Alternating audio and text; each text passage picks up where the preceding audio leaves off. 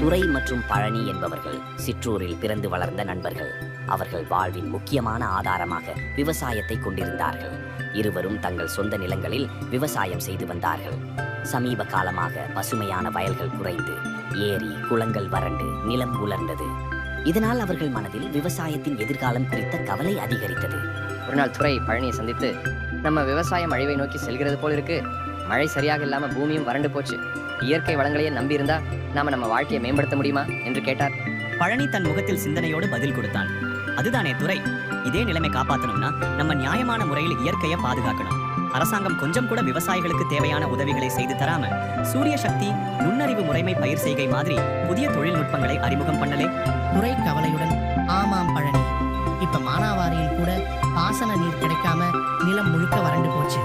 விவசாயம் அவசரமாக நம்ம கையில் இருந்து போயிடும். இன்னொரு தலைமுறைதான் இதை தொடரும்னு நம்பிக்கையே இல்லை என்றார். நம்மளே கொஞ்சம் முன்னேறணும் துரை. மாற்றம் தேவை.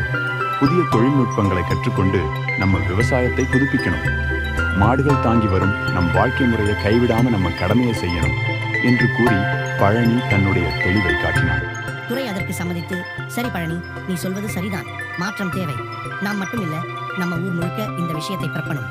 விவசாயத்தை புதுமையான முறையில் மேற்கொள்ளணும் என்றார். இருவரும் விவசாயத்தின் அழிவை தடுக்க வேண்டிய முக்கியத்துவத்தை உணர்ந்து அதை தக்க வைத்துக் கொள்ள நவீன முறைகளை கற்கவும் புது முயற்சிகளை செய்யவும் திட்டமிட்டார்கள். இது என்னுடைய முதல் AI முயற்சி. இந்த முயற்சியும் விவசாயத்திற்காக பயன்பட முயற்சி செய்தேன். நன்றி. நம்ம வில்லேஜ் வீலாக் சேனலை லைக் பண்ணுங்க, சப்ஸ்கிரைப் பண்ணுங்க நண்பர்களே.